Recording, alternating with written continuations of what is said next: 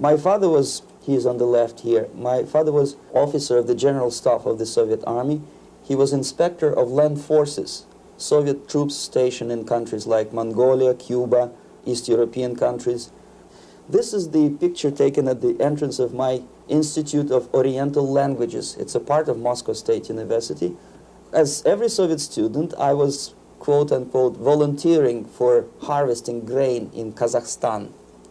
By the end of my training in school, I was recruited by the KGB. This picture was taken on that day, and you can see again how happy it feels to be recruited by the KGB. Pay special attention to number of bottles on the table. One of my functions was to keep foreign guests permanently intoxicated the moment they land at Moscow airport. In 1967, the KGB attached me to this magazine, Look magazine. A group of 12 people arrived to USSR from United States to cover the 50th anniversary of October Socialist Revolution in my country. From the first page to the last page, it was a package of lies.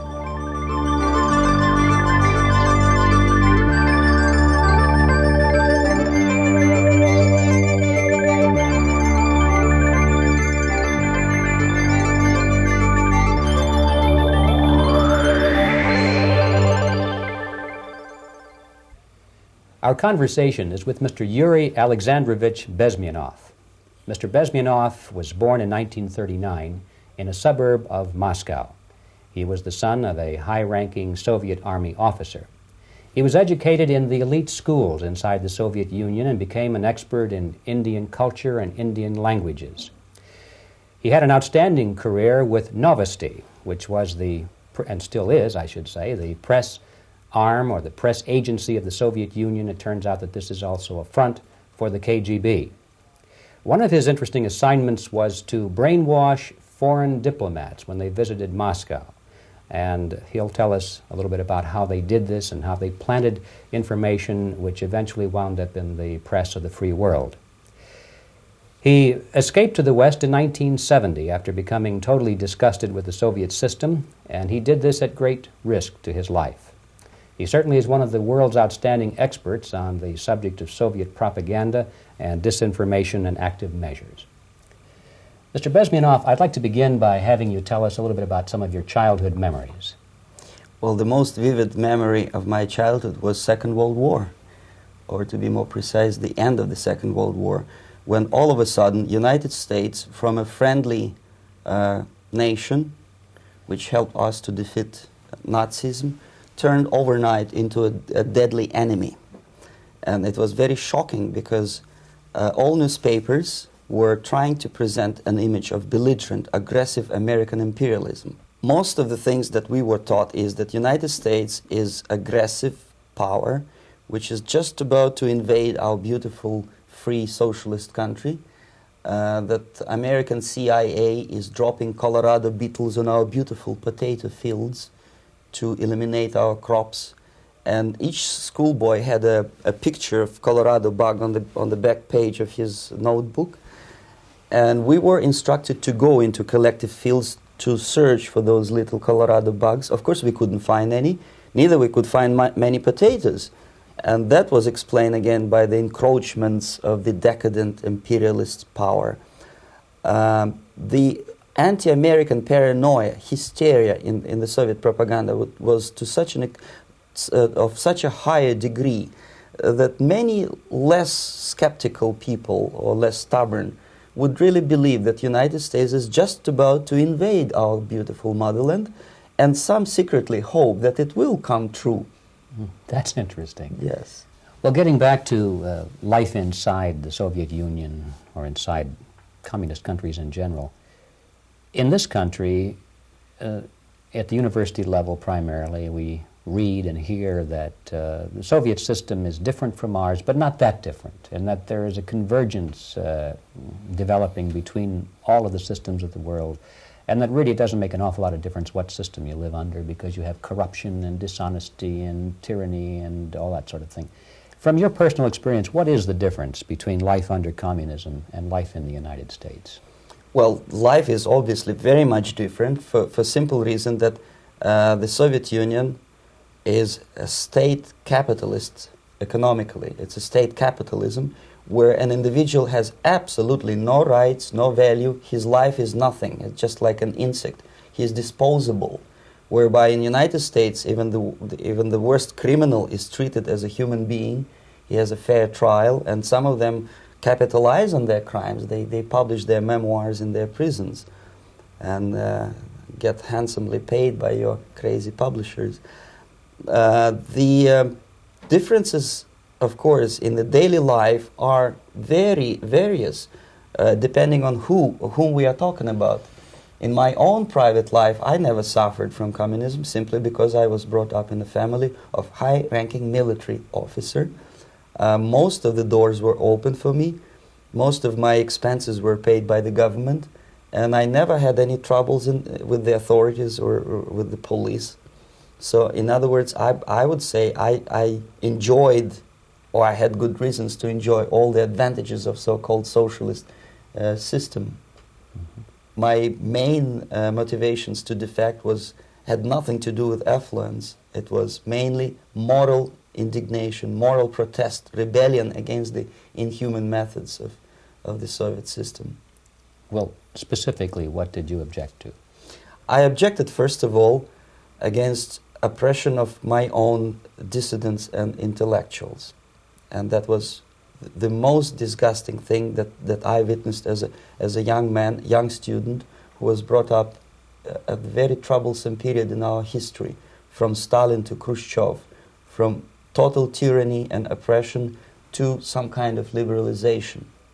Second, when I started working for the Soviet embassy in India, to my horror, I discovered that we are millions times more oppressive than any colonial or imperialist power in the history of mankind. That my country brings to India not freedom, progress, and friendship between the nations, but racism, exploitation, and slavery, and of course economical inefficiency to this country. Since I fell in love with India, I developed something which by KGB standards is extremely dangerous thing. It's called split loyalty, when an agent likes a country of assignment more than his own country. I literally fell in love with this beautiful country, a country of great contrasts, but also great humility, great tolerance, and philosophical and intellectual freedoms. My ancestors used to live in caves and eat raw meat when India was a highly civilized nation 6,000 years ago.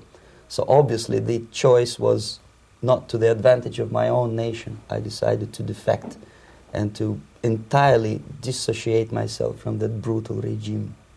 Mr. Bezmenov, we've read a lot about the concentration camps and the slave labor camps under the Stalin regime. Now the general impression in America is that those things are part of the past. Are they still going on today, or what is the status? Yes. There is no qualitative change in the Soviet concentration camp system.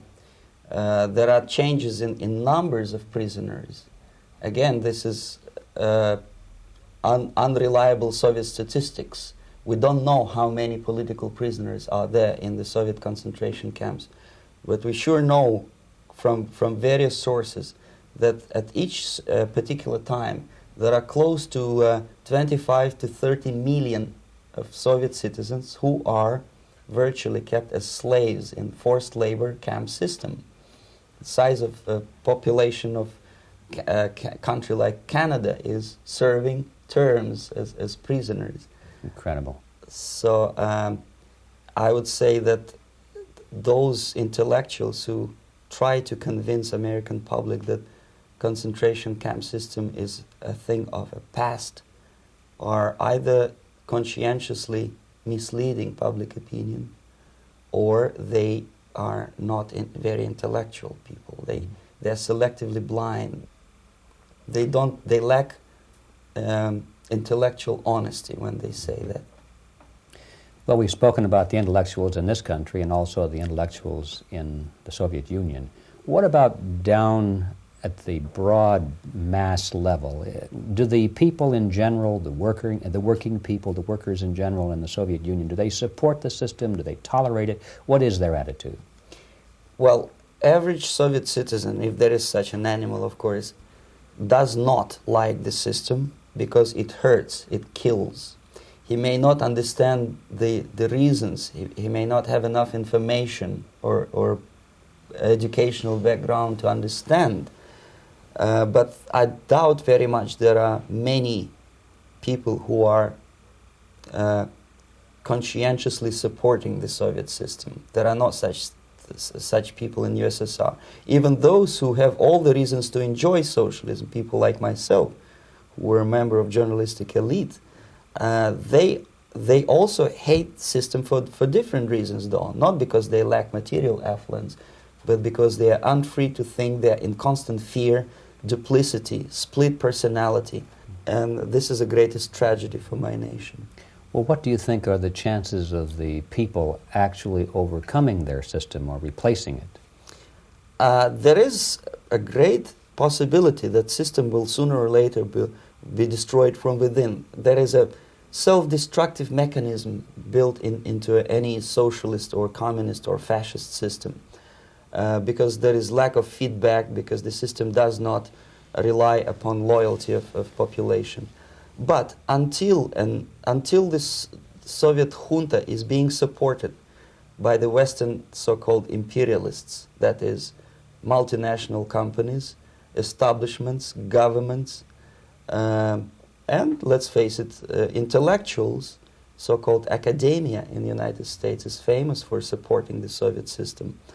As long as the Soviet junta will keep on receiving credits, money, technology, grain deals, and political recognition from all these traitors of democracy or freedom, there is no hope, there is not much hope for changes in my country, and the system will not collapse by itself simply because it's being nourished by so-called American imperialism. This is the greatest paradox in history of mankind, when capitalist world supports and actively nourishes its own destructor. I think you're trying to tell us something in this country. Mm-hmm. I'm trying to tell you that it has to be stopped unless you want to end up in Gulag system and enjoy all the advantages of socialist equality, working for free, catching fleas on your body, sleeping on the planks of plywood in Alaska this time, I guess. Mm-hmm. That's where Americans will belong, unless they will wake up, of course, and force their government to stop aiding Soviet fascism. Mm-hmm. Well, you told us a moment ago why you left the system. I'd like to hear the details of how you did it. It must have been a very dangerous thing. It was not so dangerous, it was crazy. First of all, because defecting in India is virtually impossible, thanks to very strong pressure from the Soviet government. Excuse me, you were in India. On assignment at that time? Yes, I was working for the Soviet embassy in New Delhi as a press officer. Mm-hmm. And defecting for a Soviet diplomat is next to impossible. It's a suicide, as I said, because a great friend Indira Gandhi pushed a law through parliament which says, and I quote, "No defector from any country has a right of political asylum in any embassy on the territory of Indian Republic," which is a masterpiece of hypocrisy. No other defector but a Soviet one needs a political asylum. So knowing that perfectly well, I planned a craziest possible way to defect. I studied counterculture in India. There were thousands of young American boys and girls with no shoes, long hair, smoking hash and marijuana, studying sometimes Indian philosophy, sometimes simply pretending that they study. And they greatly annoyed Indian police, and they were laughing stock of Indians because obviously they were good-for-nothing students. I studied carefully where they congregate, what routes they travel, what language they speak, what do they smoke. And one day I simply joined a group of hippies to avoid detection of Indian police.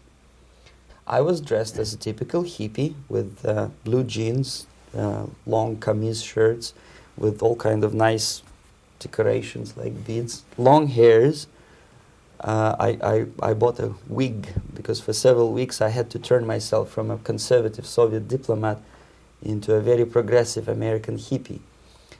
And that was the only way that I could avoid detection.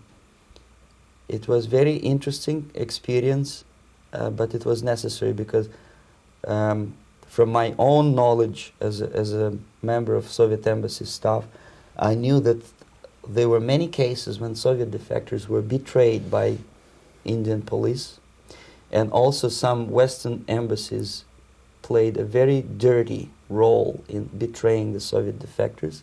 According to our information, they were some, I wouldn't call them double agents, but simply amoral people working for this for the United States embassy, and confiding in people like this would be a suicide.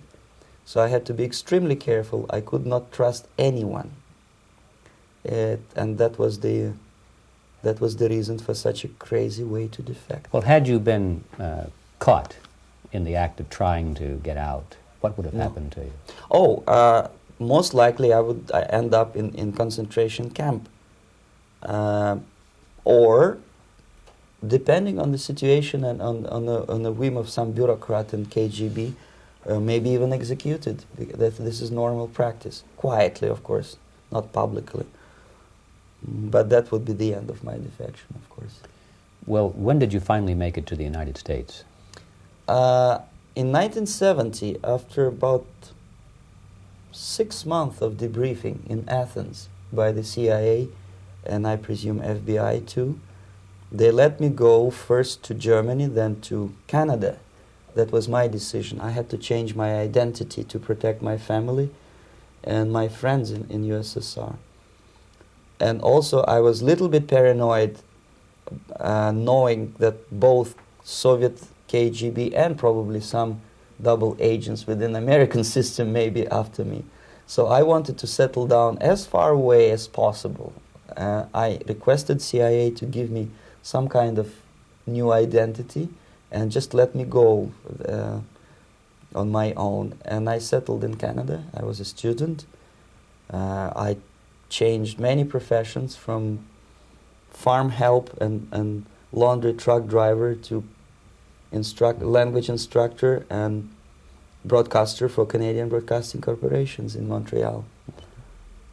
Well, have you had any threats on your life or any yes. unpleasant In about 5 years, KGB eventually discovered that I am working for Canadian Broadcasting. I made a very big mistake. I started working for overseas service of CBC, which is similar to Voice of America, in Russian language. And of course, monitoring service in USSR picked up every new voice.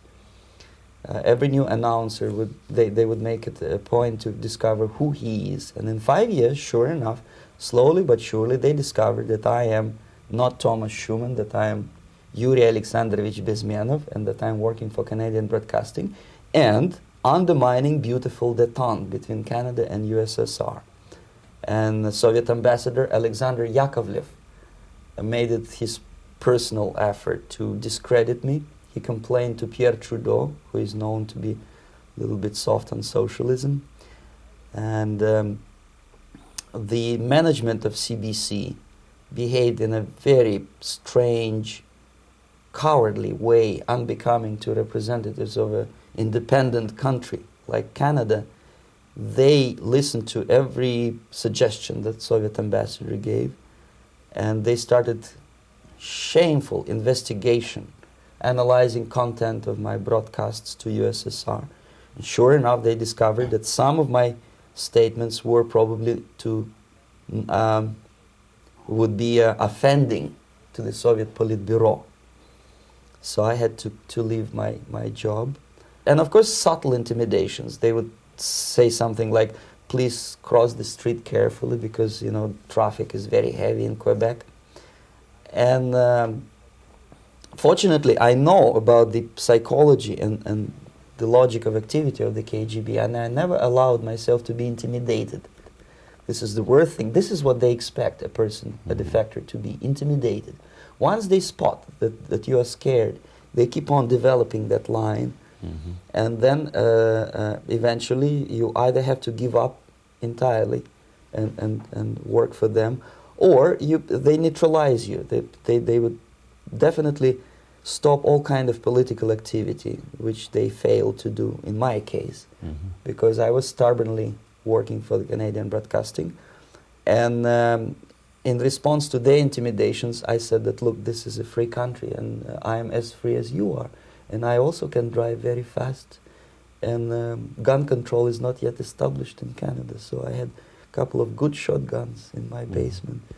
So welcome to visit me someday with your Kalashnikov's machine guns. So obviously it didn't work. Intimidation didn't work. So they tried different approach, as I described. They approached on the highest level, on the level of Canadian bureaucracy. And on that level they were successful. On that level they were successful. On individual level they failed flat. Mr. Bezmenov has brought a series of slides with him that he has taken from the Soviet Union, and I think this is a good time to take a look at the slides. Yes. Now, the viewers will be able to see these slides as we talk about them. Yes, this is a collection of slides which are, some of them are snapshots from my family album, some of them are documents which I smuggled from the Soviet embassy, and some are reproductions from local mass media. I usually show them to establish my credibility as a defector. This is a picture of my native town, Mytishi, about 20 miles north from Moscow. Characteristically, there is a statue of Comrade Lenin in the central square. This is myself at the age of 7, again, characteristically, under the statue of Comrade Stalin, extending his friendly hand to peoples of the world. At that age, of course, I was still idealistically minded young communist, and I still believe that sooner or later things will go for better. But I realized that the system stinks, that something is fishy, and that ideology is fake. And the propaganda about advanced Soviet agriculture simply didn't meet the criteria of reality. If they talk about abundance of food and there is none in the stores, there must be something wrong. My father was, he is on the left here, my father was officer of the General Staff of the Soviet Army. He was inspector of land forces, Soviet troops stationed in countries like Mongolia, Cuba, East European countries. Were he alive today, most likely he would be inspecting Soviet troops in Nicaragua, Angola, and many other parts of the world. Fortunately, he died and he didn't see the disgrace, because deep inside he was a Russian patriot. He didn't like the idea of expanding Soviet military might, especially in the areas where we were not welcomed at all. Unlike many other military officers, he was reporting directly to the Minister of Defense, bypassing KGB and diplomatic service. In other words, he was a trusted military professional. And my impression that this type of people are much less hawkish and adventuristic than party bureaucrats in Kremlin. When American mass media describes Soviet military as potentially dangerous counterpart for Pentagon, I simply laugh, because I know better. I know that the most dangerous part of the Soviet power structures are not military at all. Most likely, if they come to power in my country, they'll be more sensible negotiators for nuclear disarmament and withdrawal of the Soviet troops from many parts of the world. But if someone from the party structure or the KGB structure were to give the orders for a military intervention, they have to obey, they would follow, because they are professional military. But they, you see, the triangle of power and hate in USSR is the party at the top, the party elite, the oligarchy of the party, then the military and the KGB at the bottom. They hate each other, and the most hated triangle, the most hated corner of the triangle is the Communist Party bureaucrats. They are the most adventuristic, senile megalomaniacs. They can start war, I wouldn't be surprised. Not the military. They know what war is. Yes. At least my father did. This is the picture taken at the entrance of my Institute of Oriental Languages. It's a part of Moscow State University. I graduated in 1963. And I Now, excuse me, which one were you on? I am on the right. You're on the right. And on the left is my my schoolmate Vadim Smirnov, who later was a apparatchik in the Central Committee of the Soviet Union Communist Party. What is an apparatchik? It's a functionary, something like civil service in British Empire. Someone who is never fired from the service. He stays there internally. He may not be promoted too high, but he's a dependable bureaucrat who will stay forever. I studied not only languages, but also history, literature, even music. I'm on this picture. I'm trying to learn how to play Indian musical instrument. I even tried to look like an Indian when I was second-year student. Not bad, really. Yes, actually, it was strongly encouraged by the instructors in my school, because the graduates of my school were later on employed as diplomats, foreign journalists, or spies. As every Soviet student, I was quote-unquote volunteering for harvesting grain in Kazakhstan. This is a biggest agricultural blunder of the Soviet government. But I didn't have much choice, of course, because the communist motto borrowed from the Bible says, "Those who do not work shall not eat." And you can see me eating, therefore I was working, and you can see how happy I was about it. I went through a very extensive physical and military training, including the military games in areas, suburban areas of Moscow. And here, for example, we are on a tour in Arkhangelsk area. And by the end of my training in school, I was recruited by the KGB. This picture was taken on that day, and you can see again how happy it feels to be recruited by the KGB. Our conversation with Yuri Alexandrovich Bezmenov, who is a defector from the Soviet Union, a former propaganda agent for Novosti and the KGB, will continue after this message.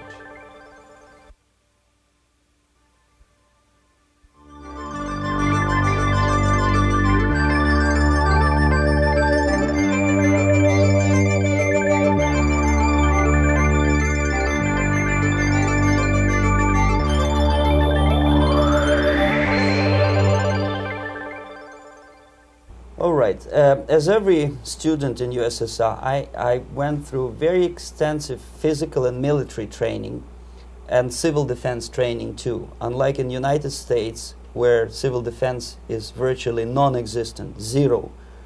In USSR, every student, whatever his major subject, has to go through very extensive 4-year military and civil defense training. You can see me here with a group of students during one of the war games near Moscow. The main idea, of course, is to prepare a huge reserve army of the USSR. Each student has to graduate as a junior lieutenant. In my case, it was administrative and military intelligence service. My first assignment was to India as a translator with the Soviet Economical Aid Group, building refinery complexes in Bihar state and Gujarat state. At that time, I was still naively, idealistically believing that what I was doing contributes to the understanding and cooperation between the nations. It took me quite a number of years to realize that what we were bringing to India was a new type of colonialism, 1,000 times more oppressive and exploitative than any colonialism or imperialism in history of mankind. But at that time, I was still hoping that, well, maybe it's not that bad, could be worse, and things may go for better. And I even tried to implement the beautiful Marxist motto, proletarians of all the countries unite. I tried to unite with the nice Indian girl, and I was fascinated by Indian culture, by the family life in this country. But obviously, Communist Party had different plans for my genes, so I had to marry this beautiful Russian girl. In the span of my career, I married 3 times. Most of these marriages were marriages of convenience, on advice from the Department of Personnel. This is normal practice in USSR. When a Soviet citizen is assigned to a foreign job, he has to be married, either to keep family in USSR as hostages, or, if it's a convenience marriage like mine, so that the husband and wife are virtually informers on each other to prevent defection or contamination by decadent imperialist or capitalist ideas. In my case, I hated that girl so much that the moment I landed in Moscow, we were divorced, and I married later, second time. By the end of my first assignment in India, I was promoted to the position of public relation officer. You can see me here translating a speech by a Soviet boss. And you're on the right. I'm on the right here, yes. And it was, the occasion was commissioning of the refinery complex in Bihar, Barauni. Back in Moscow, I was immediately recruited by Novosti Press Agency, which is a propaganda and ideological subversion front for the KGB. 75% of the members of the Novosti are commissioned officers of the KGB. The other 25 are, like myself, co-opted agents who are assigned to specific operations. In this particular case, you can see me talking to students of Lumumba Friendship University in Moscow.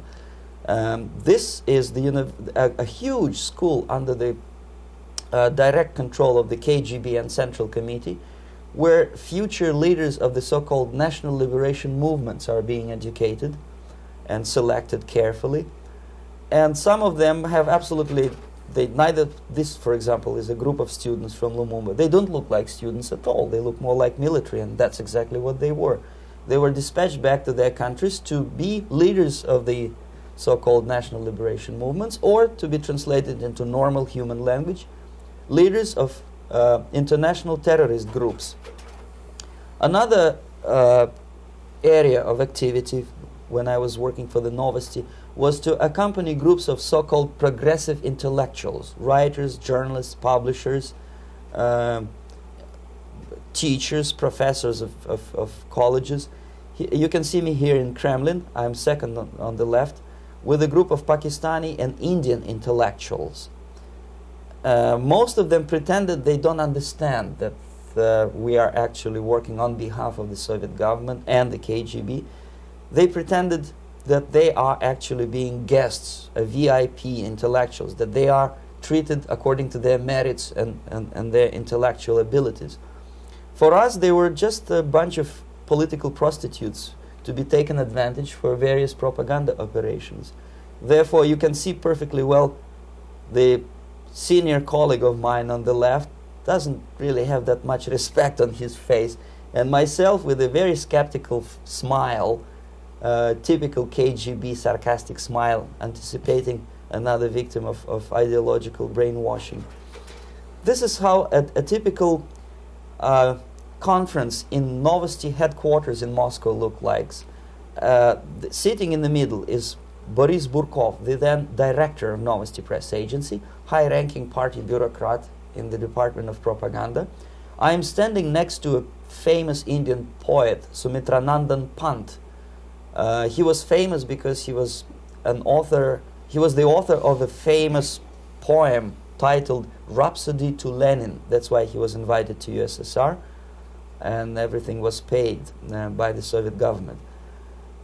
Pay special attention to number of bottles on the table. This is one of the ways to kill the awareness or curiosity of foreign journalists.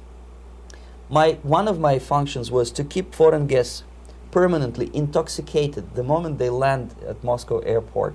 I had to take them to the VIP lounge and toast to friendship and understanding between the nations of the world. Glass of vodka, then a second glass of vodka. And in no time, my guests would be feeling very happy. They would see everything in kind of pink, nice color. And that's the way I had to keep them permanently for the next 15 or 20 days. At a certain point in time, I had to withdraw alcohol from them so that some of them who are the most recruitable would feel a little bit shaky, guilty, trying to remember what they were talking last night. That's the time to approach them with all kind of nonsense, such as joint communique or statement for Soviet propaganda. That's the time they are the most flexible. And of course, what they didn't understand, they didn't realize or pretended not to realize, that myself, who was drinking together with them, was not drinking at all. I had ways to get rid of alcohol through various techniques, including special pills which were given to me by my colleagues. But they were taking it seriously. In other words, they would consume quite large volumes of alcohol and feel quite uneasy next morning. In 1967, the KGB attached me to this magazine, Look magazine. A group of 12 people arrived to USSR from United States to cover the 50th anniversary of October Socialist Revolution in my country. From the first page to the last page, it was a package of lies, propaganda cliché, which were presented to American readers as opinions and deductions of American journalists. Nothing could be far from truth. These were not opinions. They were not opinions at all. They were the clichés which the Soviet propaganda wants American public to think that they think. If it does make any sense at all. It sure does, because from the viewpoint of the Soviet propaganda, although there are some subtle criticism of the Soviet system, the basic message is that Russia today is a nice, functioning, efficient system supported by majority of population. That's the biggest lie. And of course, American intellectuals and journalists from Look magazine elaborated on that untruth in various different ways. They intellectualized that lie. They found all kinds of justifications for telling lies to American public. Excuse me, it was partly your job to make sure that they got these ideas, yes, and accepted them as their own ideas. Right. Actually, even before they arrived to USSR, and they paid astronomical sum of money for that visit, they were submitted, this Novosti Press agency developed so-called backgrounders, 20-25 pages of information and opinions which were presented to the journalists even before they bought their tickets to Moscow.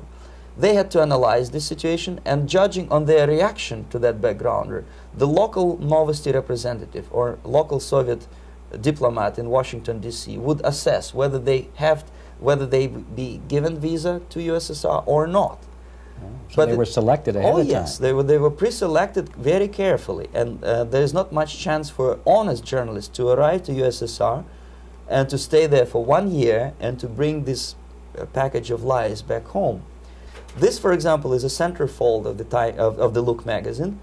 They presented this monument erected by Communist Party in Stalingrad as the symbol, personification of Russian military might. And they said in the article, which is published on the site, that Soviets are very proud of the victory in the Second World War. This is another big myth, a lie. No sensible people would be proud to lose 20 millions of their countrymen in a war which was started by Genoese Hitler and Comrade Stalin and paid by American multinationals. Most of the Soviet citizens look at this type of monuments with disgust and sorrow, because every family lost father, brother, sister, or child in the Second World War. Yet American journalists who were trying to appease, to please their hosts, presented this picture on the centerfold as the symbol and personification of Soviet national, they call it Russian national spirit. And it was greatest misconception and a very tragic misunderstanding. Of course, Look magazine was not distributed in USSR. The main audience was in the United States. But I presume that many Americans, millions of Americans who were reading Look magazine at that time, had absolutely wrong idea about the sentiments of my nation, about what the Soviets are proud of and what they hate. This is a group, you see the same lady with the sword in Stalingrad. This is the group of journalists. Myself is in the center with the same devilish smile. And Mr. Philip Harrington is on the extreme left there with his camera. This is the gentleman which was so deaf or so uninterested in what I had to say to him. This is the same picture, a blow-up of the same picture.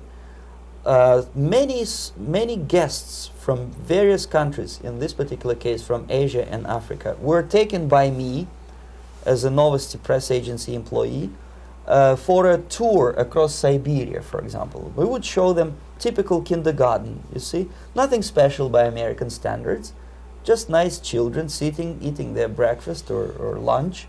What they could not understand, or they pretended not to understand, that this is an exemplary kindergarten. This is not the kindergarten for average person or average family in USSR. And we maintain that illusion in their minds. You can see myself under the red spot in the middle there, with the same business-like expression. I'm doing my job. That's what I'm assigned to do, and that's what I was paid to do. But deep inside, I still hope that at least some of these useful idiots would understand that what they are looking at has nothing to do with the level of affluence in my nation. This is a better picture which reflects the true spirit of the Soviet childhood. This picture was printed in a Canadian government publication by mistake. In the middle, you can see children playing on a small courtyard, and the caption goes, "This is a typical kindergarten in Siberia." What these idiots didn't understand, that it is not kindergarten at all. It is a prison for children of political prisoners. But there was not a single mentioning that what they were visiting actually was an area of concentration camps. And the job of people like myself to help them to not to notice that they are actually talking to prisoners. Most of the children were dressed, especially on the occasion of the foreigners' visit. Of course, there were no corpses on the ground. There were no machine gun guards. And well, it looks not very pleasant, as you see. It looks dull, but obviously it does not create an impression that this is actually a prison. Well, did any of the journalists have the curiosity to ask about prisons and that kind of thing? Yes. They were in Siberia. This Yes. is what you associate. Yes, some of them asked questions, and naturally we would give them, for the stupid question, we give them stupid answer. No, there are no prisons in Siberia. No, most of the people who you see are free citizens of USSR. They are very happy to be here, and they are contributing to the glory of the socialist system. Some of them pretended that they believe what I was telling them, and most of them, we may discuss it later, what are the motivations of these people? Why would they stubbornly bring lies to their own population through their own mass media? I have various answers to this. There is not a single explanation. It's a complex of explanations.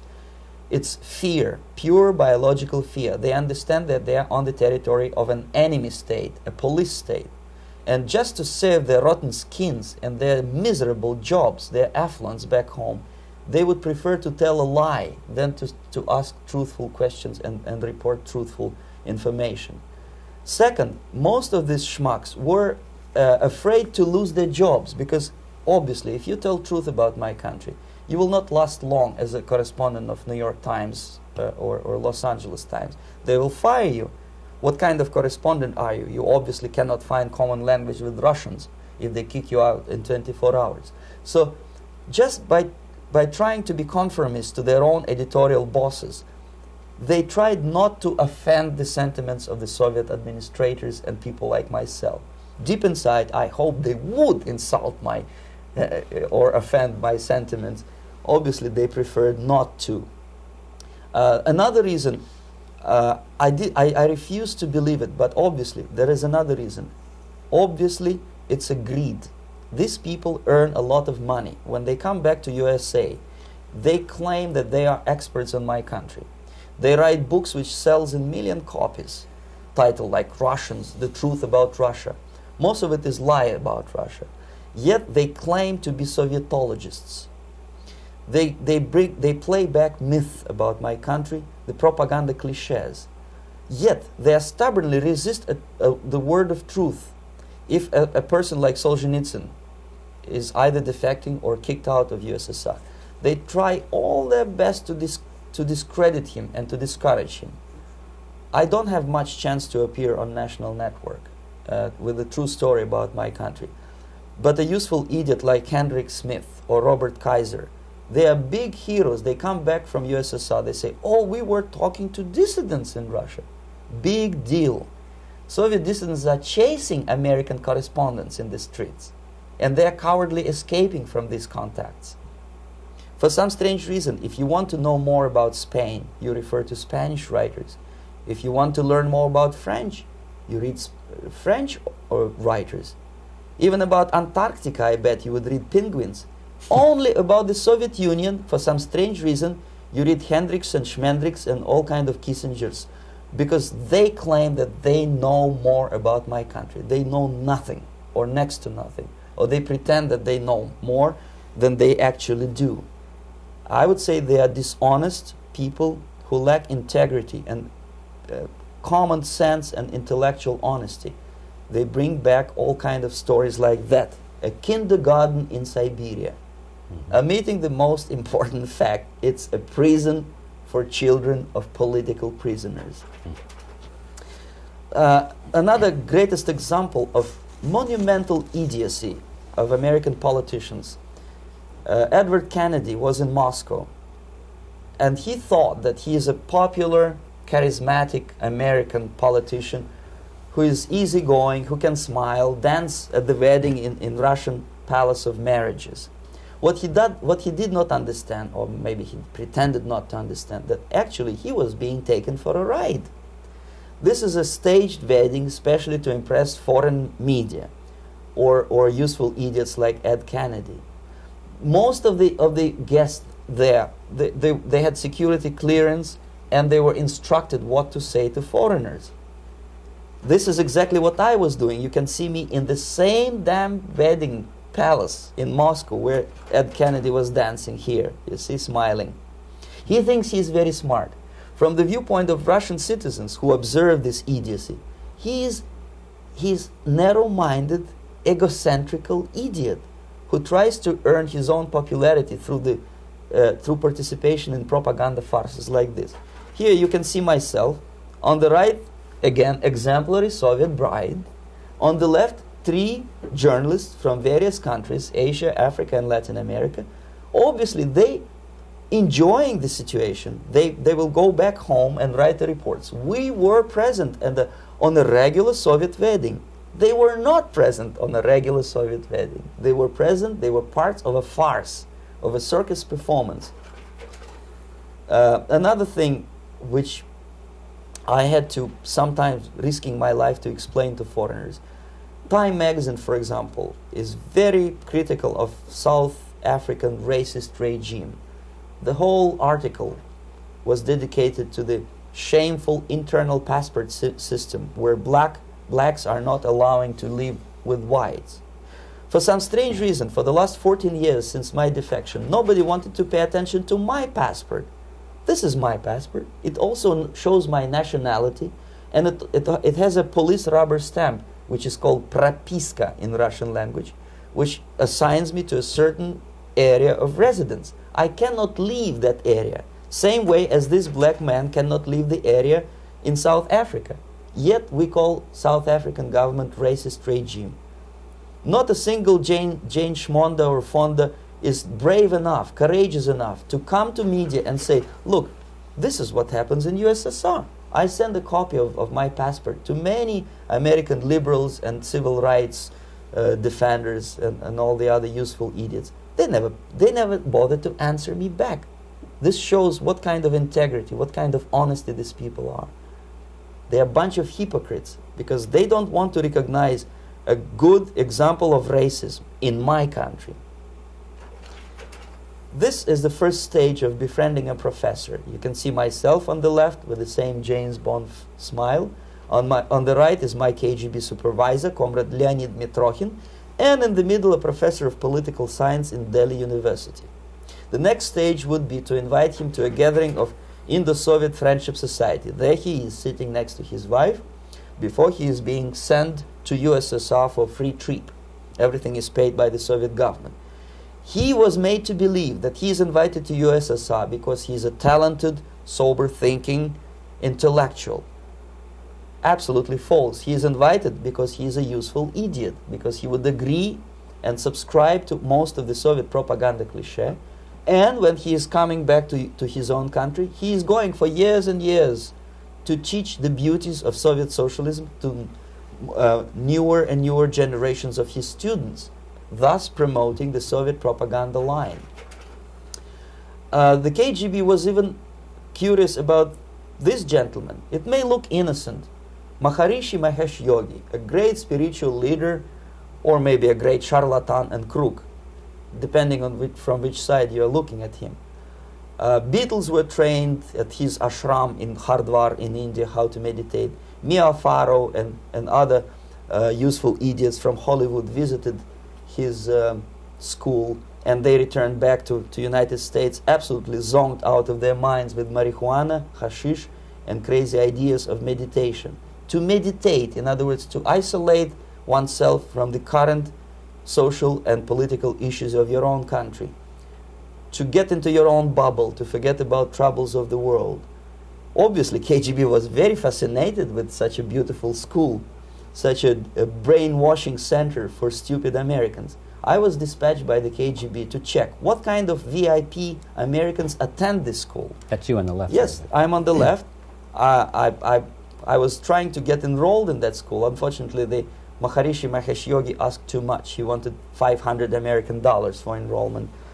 But my function was not actually to get enrolled in the school. My function was to discover what kind of people from United States attend this school. And we discovered that, yes, there are some influential members of family, public opinion makers of United States, who come back with the crazy stories about Indian philosophy. Indians themselves look upon them as idiots, useful idiots. To say nothing about KGB, who looked at them as extremely naive, misguided people. Obviously, a VIP, say a wife of a congressman, or a prominent Hollywood personality, after being trained in that school, is much more instrumental in the hands of manipulators of public opinion and KGB than a normal person who understands, who looks through this type of fake religious training. Why would they be more susceptible to manipulation? I just mentioned that because, you see, a person who is too much involved in introspective meditation. You see, if you carefully look what Maharishi Mahesh Yogi is teaching to Americans, is that most of the problems, most of the burning issues of today can be solved simply by meditating. Don't rock the boat. Don't get involved. Just sit down, look at your navel, and meditate. And the things, due to some strange logic, due to cosmic vibration, will settle down by themselves. This is exactly what the KGB and Marxist-Leninist propaganda wants from Americans, to distract their opinion, attention, and mental energy from real issues of United States into a non-issues, into a non-world, non-existent harmony. Obviously, it's more beneficial for the Soviet aggressors to have a bunch of duped Americans than Americans who are self-conscious, healthy, physically fit, and alert to the reality. Maharishi Mahesh Yogi obviously is not on the payroll of the KGB. But whether he knows it or not, he contributes greatly to demoralization of American society. And he's not the only one. There are hundreds of those gurus who come to your country to capitalize on naivete and stupidity of Americans. It's a fashion. It's a fashion to meditate. It's a fashion not to be involved. So obviously, you can see that if KGB were that curious, if they paid my trip to Hardwar, if they assigned me to that strange job, obviously they were very much fascinated. They were convinced that that type of brainwashing is very efficient and instrumental in demoralization of the United States.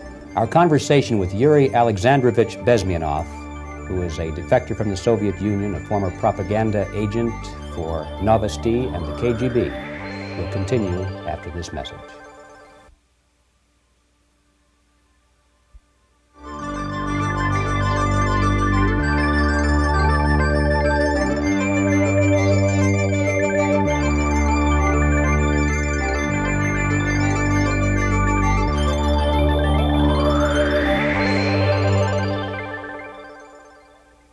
This picture shows the part of the building of USSR embassy, and my supervisors. On the left is Comrade Mehdi, an Indian communist, and on the right, Comrade Mitrokhin, my supervisors in the secret department of research and counter-propaganda. It has nothing to do with either research or counter-propaganda. Most of the activity of that department was to compile huge volume of information on individuals who were instrumental in creating public opinion. Publishers, editors, journalists, actors, educationalists, professors of political science, members of parliament, representatives of business circles. Most of these people were divided roughly in two groups. Those who would toe the Soviet foreign policy, they would be promoted to the positions of power through media and public opinion manipulation.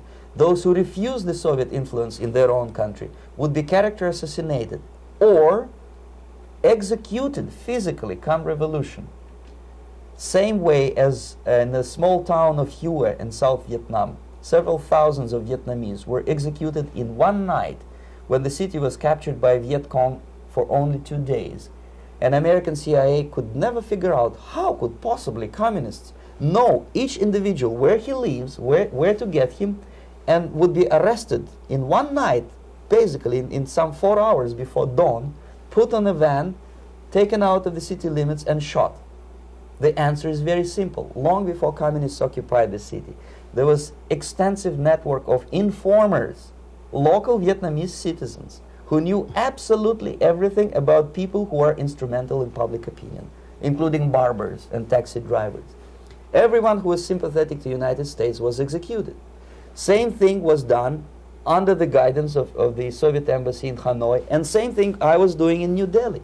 To my horror, I discovered that in the files where people were doomed to execution, there were names of pro-Soviet journalists with whom I was personally friendly. Pro-Soviet? Yes.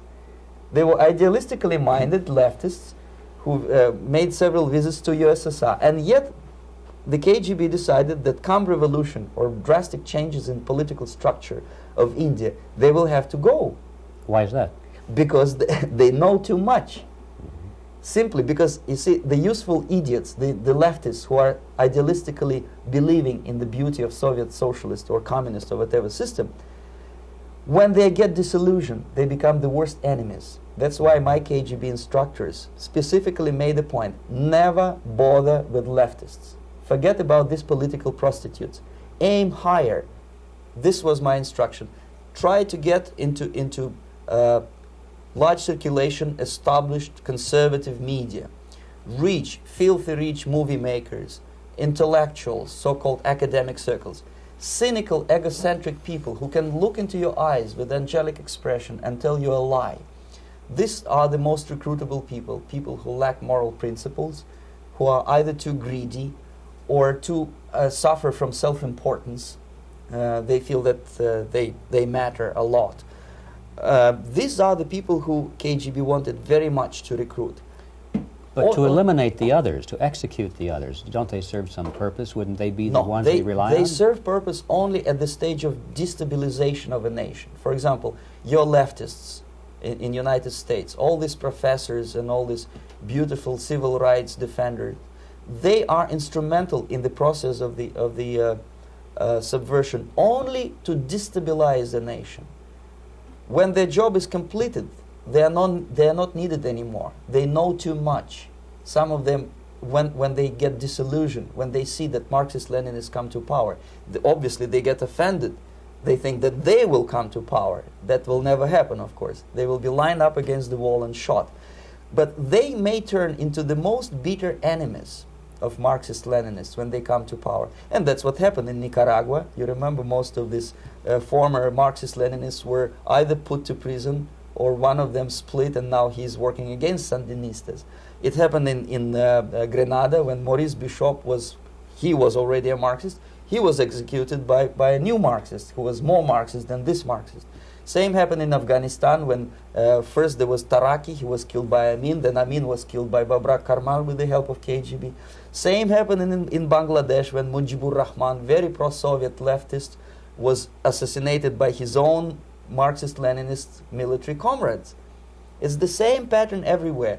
The moment they serve their purpose, all the useful idiots are either be executed entirely, all the idealistically minded Marxists, or exiled or put in prisons, like in Cuba. Many former Marxists are in Cuba, in prison. So most of the Indians who were cooperating with the Soviets, especially with our Department of Information of the USSR Embassy, were listed for execution. And when I discovered that fact, of course I was sick. I was mentally and physically sick. I thought that I'm going to explode one day during the briefing at the ambassador's office. I would stand up and say something that we are basically a bunch of murderers. That's what we are. It has nothing to do with friendship and understanding between the nation and blah, blah, blah. We are murderers. We behave as a bunch of thugs in a country which is hospitable to us, a country which with ancient traditions. But I did not defect. I tried to get the message across. To my horror, nobody wanted even to listen, least of all to believe what I had to say. And I tried all kinds of tricks. I would leak information through letters or lost documents or something like that. And still I got no message. The message was not published, even in the conservative mass media of India. The immediate impulse to defect was Bangladesh crisis, which was described by American correspondents as Islamic grassroots revolution, which is absolute baloney. There was nothing to do with Islam, and there was no grassroots revolution. Actually, there are no grassroots revolutions, period. Any revolution is a byproduct of a highly organized group of conscientious and professional organizers, but has nothing to do with grassroots. In Bangladesh, it was nothing with grassroots. Most of the Awami League party members, Awami League means People's Party, were trained in Moscow in the high party school. Most of the Mukti Fauj leaders, Mukti Fauj in Bengali means People's Army, same as SWAPO and all kind of liberation armies all over the world, the same bunch of useful idiots. They were trained at Lumumba University and various centers of the KGB in Simferopol, in Crimea, and in Tashkent. So when I saw that Indian territory is being used as a jumping board to destroy East Pakistan, I saw myself thousands of so-called students traveling through India to East Pakistan, through the territory of India, and Indian government pretended not to see what's going on. They knew perfectly well, the Indian police knew it, the intelligence department of Indian government knew it, the KGB of course knew it, and the CIA knew it. That was most infuriating, because when I defected and I explained to the CIA debriefers they should watch out because East Pakistan is going to erupt any moment, they said I was reading too many James Bond novels. Anyway, so East Pakistan was doomed. One of my colleagues in the Soviet consulate in Calcutta, when he was dead drunk, he ventured into the basement to relieve himself, and he found big boxes which said printed matter to Dhaka University. Dhaka is the capital of East Pakistan. And since he was drunk and curious, he opened one of the boxes and he discovered not printed matter. He discovered Kalashnikov guns and ammunition in there. Anyway, it's a long story. When I saw the preparations for the invasion into East Pakistan, obviously I wanted to defect immediately. The only thing I couldn't at that time make up my mind when and where and how. One of the reasons, of course, you see, I was in love with India. I mentioned that before. I spoke the languages. I socialized with people.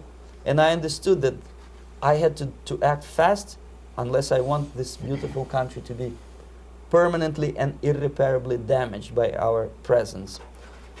One of the reasons not to defect was, as you can see, I was living in relative affluence. Who the hell in the normal mind would defect and do what? To be abused by your media, to be called McCarthyist and fascist and paranoid, or to drive a taxi in New York City? What for? What the hell for should I defect? To be abused by Americans, to be insulted in exchange for my effort to bring the truthful information about impending danger of subversion. As you can see, I was living in quite a comfortable conditions next to swimming pool, where Indians were not allowed, by the way. I was highly paid expert in propaganda. I had my family. I was respected by my nation. My career was cloudless. The third reason, how to defect with the family. To defect with the baby and the wife would be virtual suicide, because according to law, that hypocritical law which I quoted before, the Indian police will have to hand me over back to the KGB, and that will be the end of my defection and probably my life. Again, I cannot smuggle my wife because she was not quite sure what I was doing. She was not that idealistically involved, and she was definitely not in the total picture of what I was doing for the KGB. She would be shocked if I put her in my van and drive her to the American embassy or elsewhere. That would be a greatest danger. So again, I had to defect in such a way that my defection would look as simple disappearance. And there were many cases like that when the Soviet agents simply disappeared, either killed in action or, thanks to their curiosity and their close contacts with radicals, some of them were killed by the Marxists, by the way. It happened in many African countries when the Soviet KGB were killed by Africans themselves. Not because they hated Marxism-Leninism, but because they were simply trigger-happy bunch of unruly characters. If you give them a machine gun, they will shoot. And some of the Soviets obviously were not careful enough to protect themselves, and they got into embarrassing situations when they were shot at the crossfire between factions of so-called liberation movements. Anyway, so I decided, as I said, to study the counterculture. I decided this probably would be the best way to disappear. I socialized with characters like this. On the left, you see, he's a barefoot American hippie. It took me quite a long time to study exactly what they were doing and how to mix with them. But eventually I did it. Most of Indian newspapers carried my picture and promise of 2,000 rupees for information about my whereabouts. But they were looking for the wrong person, because they obviously tried to stop a young Soviet diplomat in white shirt and tie, and this is how I looked at the time of defection. Nobody could possibly think that a Soviet diplomat would be as crazy as to join a bunch of hippies. That's you. Travel India and smoke hash. So I made it literally almost like a Hollywood-style detective story. From under the nose of the KGB in Bombay airport, I landed the plane and I flew to Greece, where I was debriefed by the CIA. That's basically that's all for my slides. We can turn off the projector, then. That's very interesting. Well, you spoke several times before about ideological subversion. That is a phrase that I'm afraid some Americans don't fully understand. When the Soviets use the phrase ideological subversion, what do they mean by it?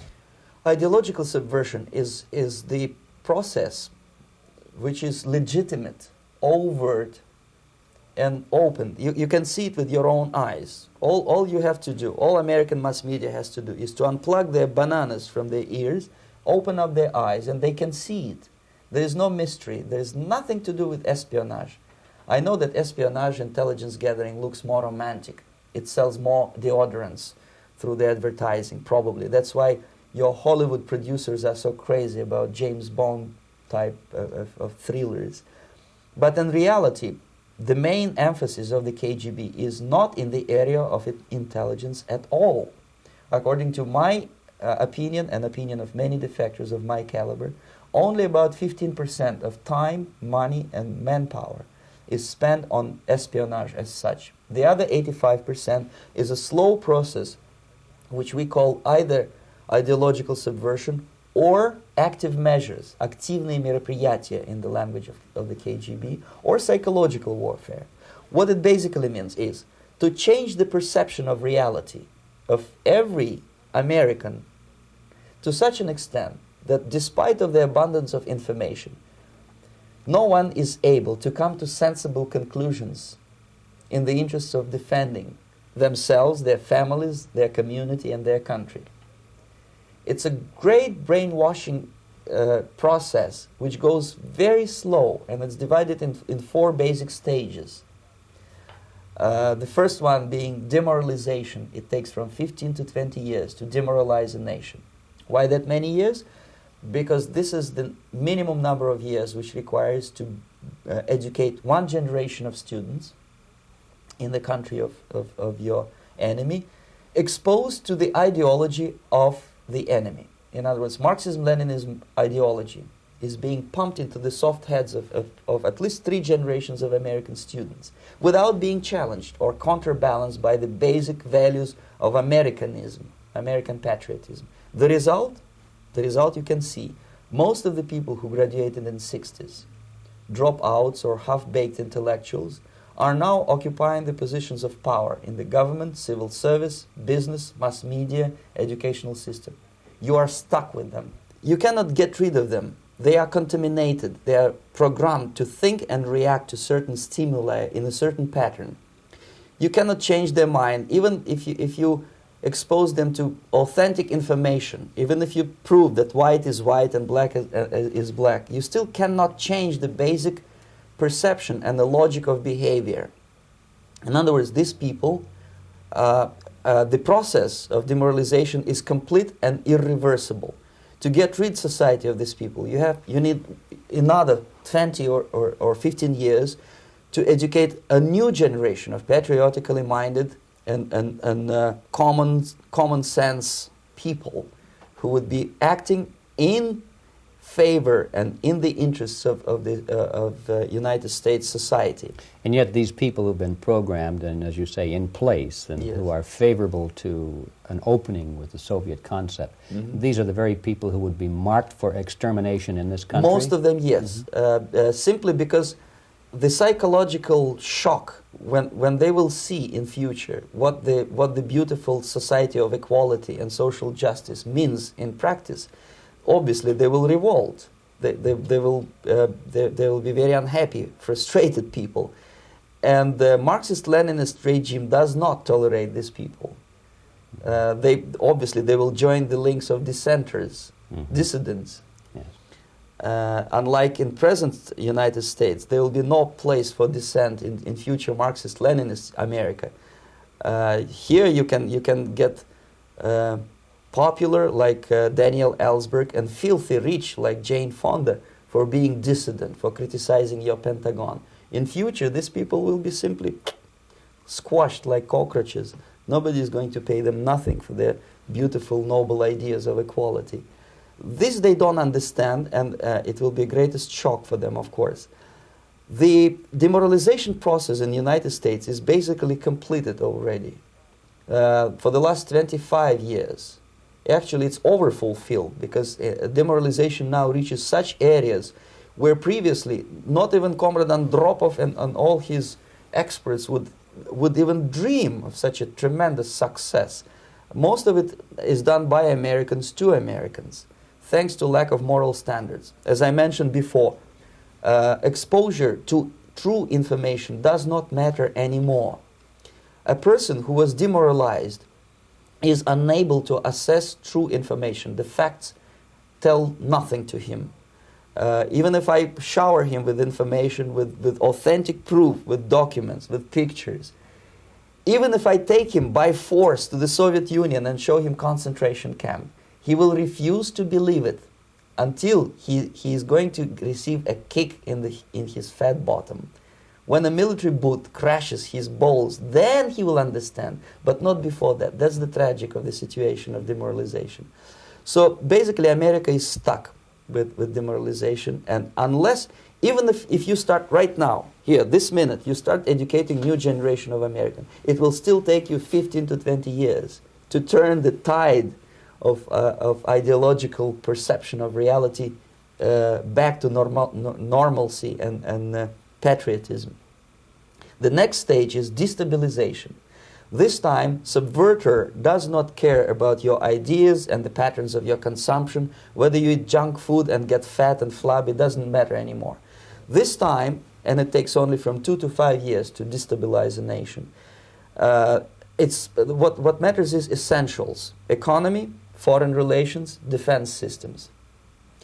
And you can see it quite clearly that in some areas, in such sensitive areas as defense and economy, the influence of Marxist-Leninist ideas in the United States is absolutely fantastic. I could never believe it 14 years ago when I landed in this part of the world that the process will go that fast. The next stage, of course, is crisis. It may take only up to 6 weeks to bring a country to the verge of crisis. You can see it in Central America now. And after crisis, with a violent change of power, structure, and economy, you have so-called the period of normalization. It may last indefinitely. Normalization is a cynical expression borrowed from Soviet propaganda. When the Soviet tanks moved into Czechoslovakia in '68, Comrade Brezhnev said, "Now the situation in brotherly Czechoslovakia is normalized." This is what will happen in the United States if you allow all these schmucks to bring the country to crisis, to promise people all kind of goodies and the paradise on earth, to destabilize your economy, to eliminate the principle of free market competition, and to put a big brother government in Washington, D.C., with benevolent dictators like Walter Mondale, who will promise lots of things, never mind whether the promises are fulfillable or not. He will go to Moscow to kiss the bottoms of new generation of Soviet assassins, never mind. He will create false illusions that the situation is under control. Situation is not under control. Situation is disgustingly out of control. Most of the American politicians, media, and educational system trains another generation of people who think they are living at a peacetime. False.